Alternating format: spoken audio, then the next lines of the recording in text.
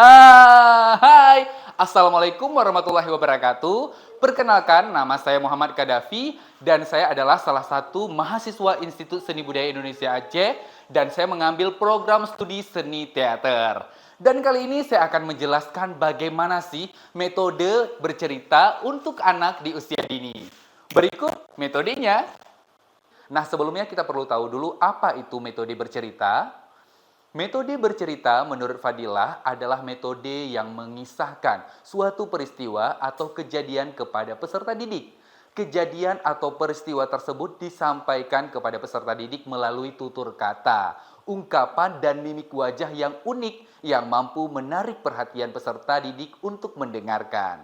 Dengan metode bercerita akan membantu pengembangan bahasa pada anak karena melalui metode bercerita indera pendengaran anak dapat berfungsi dengan baik dalam membantu kemampuan anak berbicara dan bertambahlah pembendaharaan kosakata anak.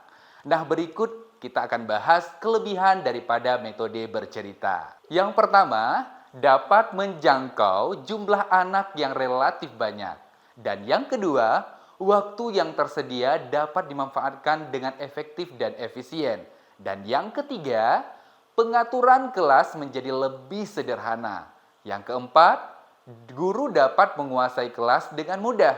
Kemudian yang terakhir, secara relatif tidak banyak aturan dalam bercerita. Jadi begitu mudah. Nah, sekarang apa sih manfaat bercerita kepada anak? Tentunya manfaat bercerita kepada anak, imajinasi mereka pun dapat terasah dan membantu mereka untuk berpikir dengan kreatif, serta meningkatkan perkembangan kemampuan berbahasa anak dan kemampuan pemahaman anak akan dunia dan budaya di sekitarnya. Nah, berikut langkah-langkah dalam metode bercerita. 1. Menentukan topik cerita yang menarik. Topik merupakan pokok pikiran atau pokok pembicaraan. Yang kedua, menyusun kerangka cerita dengan mengumpulkan bahan-bahan. Yang ketiga, mengembangkan kerangka cerita. Yang keempat, menyusun teks cerita. Yang kelima, menetapkan tujuan dan tema cerita. Kemudian yang keenam, menetapkan bentuk bercerita yang dipilih. Dan yang terakhir, bahan dan alat yang diperlukan dalam kegiatan bercerita. Nah, selanjutnya keterampilan apa saja yang harus dimiliki guru dalam bercerita kepada anak? Yang pertama, keterampilan mengolah suara atau vokal yang disesuaikan dengan ekspresi atau karakter tokoh dalam bercerita. Yang kedua, keterampilan mengekspresikan karakter tokoh yang disesuaikan dengan kondisi alur cerita. Nah, selanjutnya ada beberapa teknik guru dalam bercerita kepada anak. Yang pertama, bercerita menggunakan gestur. Yang kedua, dengan bentuk cerita bergambar. Dan yang ketiga, teknik bercerita dengan boneka tangan atau boneka biasa.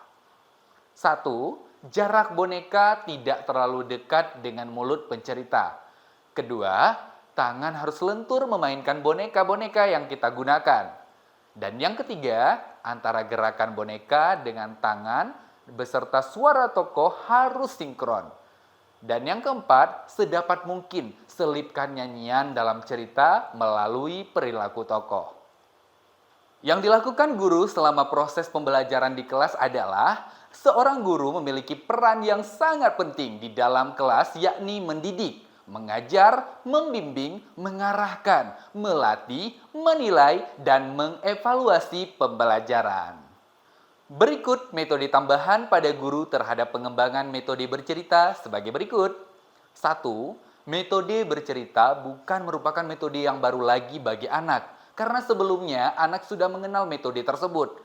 Namun, untuk mengajarkan metode tersebut, guru perlu memberikan pemahaman dan penyajian bercerita dengan alat peraga secara bervariasi sehingga tidak menimbulkan kebosanan dan kejenuhan bagi anak. Dan yang kedua, guru menginginkan kegiatan pembelajaran metode bercerita yang sebelumnya diajarkan pada anak dapat tertarik mendengarkan cerita, bahkan melibatkan di dalam ceritanya. Yang ketiga, guru memiliki pandangan bahwa cerita bisa menjadi metode pembelajaran yang menyenangkan Selain karena mengandung aspek hiburan, juga menjadi metode pembelajaran yang fleksibel, tidak menggurui, dan dapat menggembirakan sebagaimana suasana bermain bila metode bercerita tidak monoton. Dan yang keempat, guru melihat dari kondisi pembelajaran selama ini, kemampuan berbahasa anak dapat meningkatkan sebab melalui metode bercerita, melatih anak untuk memfokuskan perhatian, melatih anak untuk menjadi pendengar yang baik, mengembangkan fantasi anak terhadap hal yang tidak nyata, dan pengembangan kemampuan pengingat anak terhadap hal tertentu yang disampaikan melalui tuturan secara lisan. Yang kelima, kegiatan metode bercerita mengedukasikan anak sambil bermain sehingga anak lebih mudah memahami materi yang dijelaskan. Yang keenam, anak sangat senang bercerita dan disajikan cerita yang dikaitkan dengan dunia kehidupannya. Mereka akan mendengarkannya dengan penuh perhatian dan dapat menangkap isi cerita yang disampaikan guru. Nah, di tangan saya sekarang sudah ada 2 boneka. Tentunya saya akan mempraktekkan bagaimana sih cara bercerita dengan menggunakan boneka. Nah, kali ini saya akan bercerita tentang sahabat yang baik. Ini adalah tokoh kelinci dan ini adalah tokoh orang hutan. Kita beri nama, mungkin ini adalah si Ucil dan ini si Ratih, ya. Ucil dan Ratih, atau mungkin ada nama lain. Nah, kita bisa bertanya kepada anak-anak seperti itu. Ayo kita beri nama siapa ya, gitu. Jadi anak-anak ada interaksi dengan kita. Oke, kita ganti aja namanya. Si Ucil dan si Uco, ya. Nah, si Ucil ceritanya lagi bersedih nih.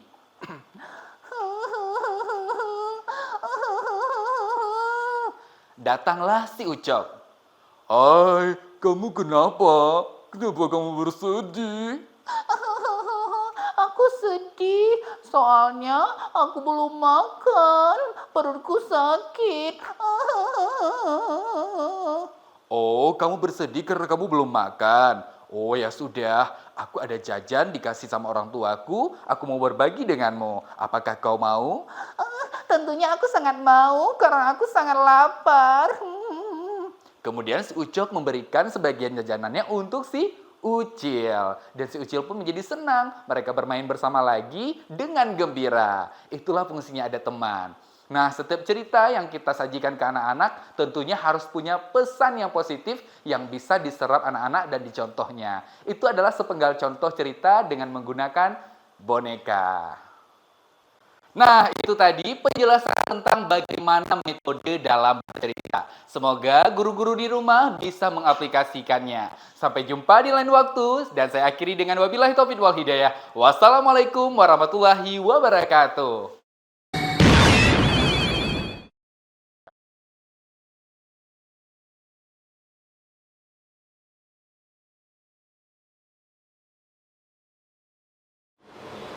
Assalamualaikum warahmatullahi wabarakatuh. Perkenalkan, nama saya Clarissa Firly Azhara Harahap. Saya salah satu mahasiswi dari Institut Seni Budaya Indonesia Aceh, Prodi Seni Tari. Di sini saya akan menjelaskan pengetahuan dasar tari untuk para pemula. Sebelum kita menari, kita harus tahu apa itu gerak tari. Gerak merupakan elemen tari yang sangat penting. Substansi baku tari adalah gerak, pengalaman fisik yang paling elementer dari kehidupan manusia. Gerak tidak hanya terdapat pada denyutan-denyutan di seluruh tubuh manusia untuk tetap dapat memungkinkan manusia hidup, tetapi gerak juga terdapat pada ekspresi dan segala pengalaman emosional manusia. Sudarsono 1979. Di sini ada gerak-gerak dasar dalam tari. Yang pertama ada ruang. Ruang terdiri dari garis, lalu volume. Volume ada 3 macam. Yang pertama ada volume besar, contohnya seperti ini. Yang kedua ada volume sedang, contohnya seperti ini. Lalu yang ketiga ada volume kecil, contohnya seperti ini. Selanjutnya ada level. Level yaitu kita bisa menari dengan berdiri dan duduk di bawah. Setelah itu ada fokus pandang dan arah hadap.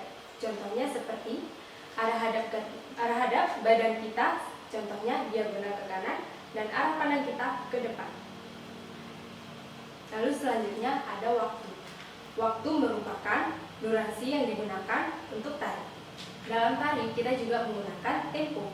Ada tempo cepat, tempo lambat, dan tempo sedang. Tempo cepat seperti, tempo sedang seperti, dan tempo lambat seperti ini. Setelah itu ada tenaga. Kita menari memang memerlukan tenaga. Tenaga seperti,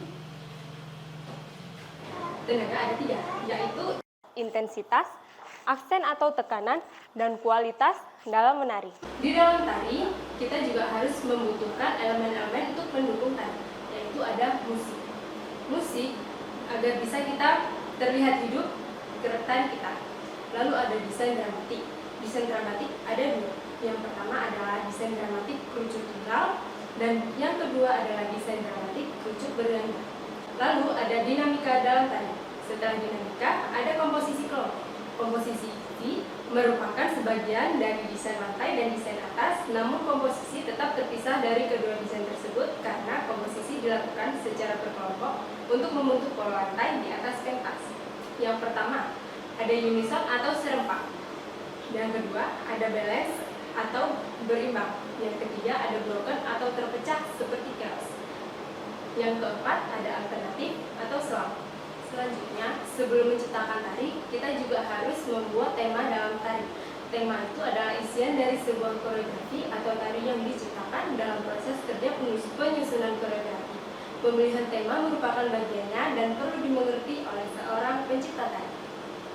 Setelah itu, ada perlengkapan tari. Perlengkapan tari contohnya adalah kostum, rias, pencahayaan dari lampu, dan tempat pertunjukan. Terima kasih semuanya, semoga ilmunya bermanfaat untuk semuanya. Dadah, pamit undur diri, semoga bisa berjumpa lagi di kemudian hari. Assalamualaikum warahmatullahi wabarakatuh.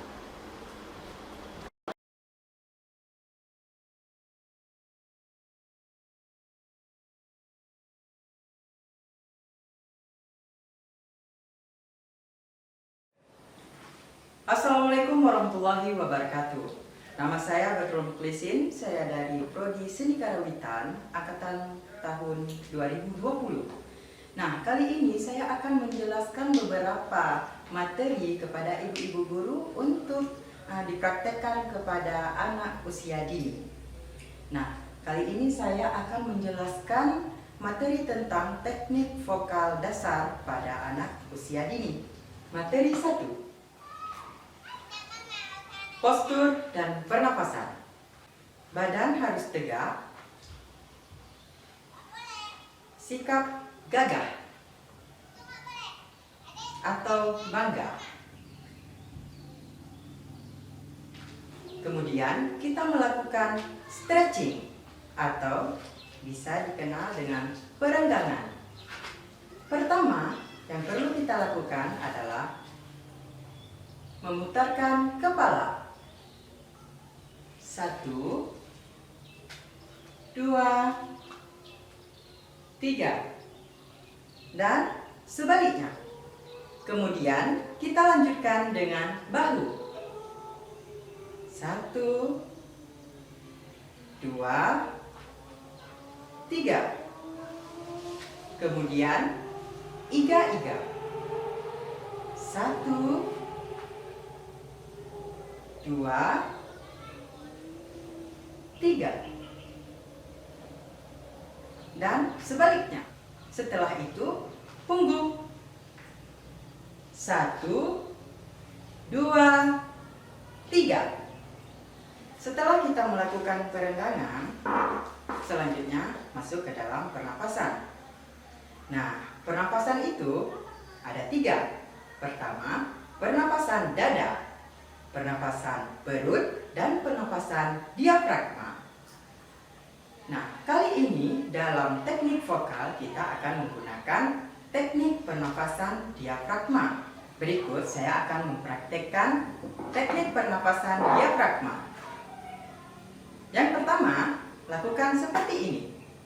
Tarik nafas. Biarkan perut mengembang. Tahan. Buang melalui mulut. Lakukan lagi. Tarik nafas. Tahan. Buang. Nah, seperti itu teknik pernapasan diafragma. Selanjutnya, kita beralih ke materi 2. Humming dan lip drill. Humming dan lip drill merupakan teknik vokal dasar yang digunakan oleh para artis. Berikut, saya akan mempraktekkan teknik humming dan lip drill. Teknik humming.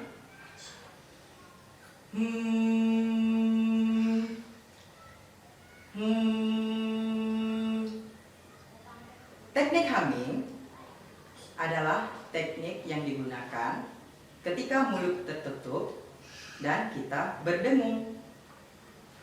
Mulut kita tertutup dan kita berdengung.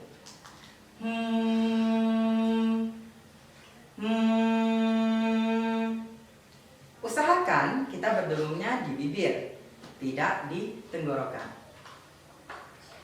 Selanjutnya, teknik lip drills. Teknik ini merupakan teknik bibir. Caranya adalah buat jari seperti ini atau gunakan 2 tangan, kemudian letakkan pada rahang. Fungsinya agar rahang kita tidak pegal saat melakukan teknik lip drill. Caranya adalah seperti ini.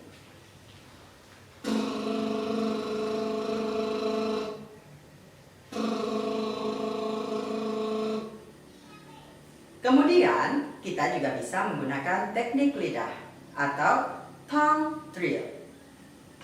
Kita menggunakan lidah dan seperti kita mengucapkan huruf R.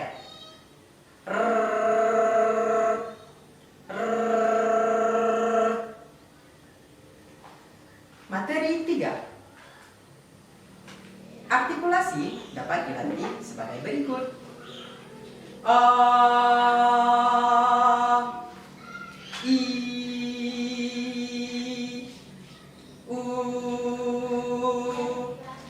dan sebagainya. Nah, ada juga teknik yang seperti ini dengan Y, U, Y, dan Yo. Y,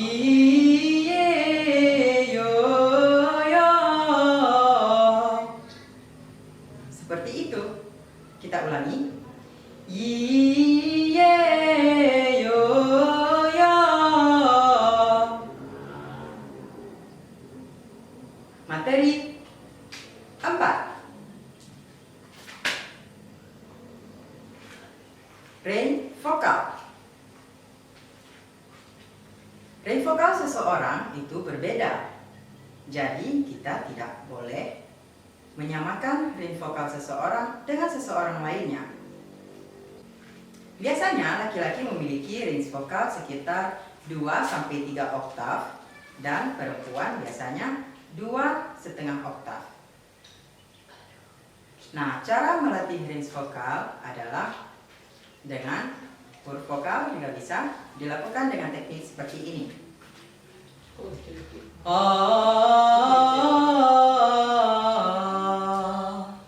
Naikkan.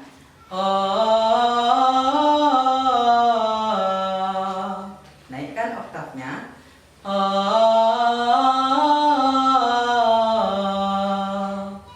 Teknik ini bisa dilakukan dengan diiringi dengan piano dan juga bisa menggunakan dengan huruf vokal lainnya seperti I, U, E, dan O. Materi 5. Power adalah kekuatan tekanan suara dalam bernyanyi. Nah, power yang bagaimana? Kadang anak-anak bernyanyi tanpa menggunakan power. Seperti ini. Pelangi-pelangi alangkah indahmu, merah kuning hijau di langit yang biru. Nah, seperti itu tidak berpower. Nah, yang perlu kita lakukan adalah meningkatkan power agar lagu itu hidup atau memberikan tekanan pada lagu tersebut. Pelangi-pelangi, alangkah indahmu. Terlihat berbeda bukan? Materi 6. Materi 6. Ekspresi dan penjiwaan. Dalam bernyanyi, kita perlu berekspresi dan menjiwai. Ketika bernyanyi, kita harus membawa lagunya dengan perasaan. Nah, ekspresi dan penjiwaan ini berfungsi supaya lagu itu terkesan lebih hidup. Cara melatih ekspresi dan penjiwaan adalah sebagai berikut. Buat muka sejelek mungkin. Tidak perlu malu-malu. Nah, buat seperti itu. Gunanya adalah untuk merilekskan otot-otot wajah dan tidak kaku pada saat bernyanyi. Selanjutnya, kita bisa melatih ekspresi dengan cara bernyanyi di depan cermin. Materi 7. Perform.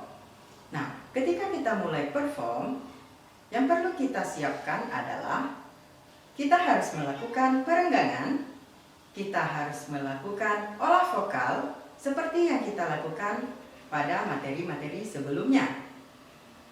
Selanjutnya, kita harus mempersiapkan mental kita agar kita tidak gugup di atas panggung.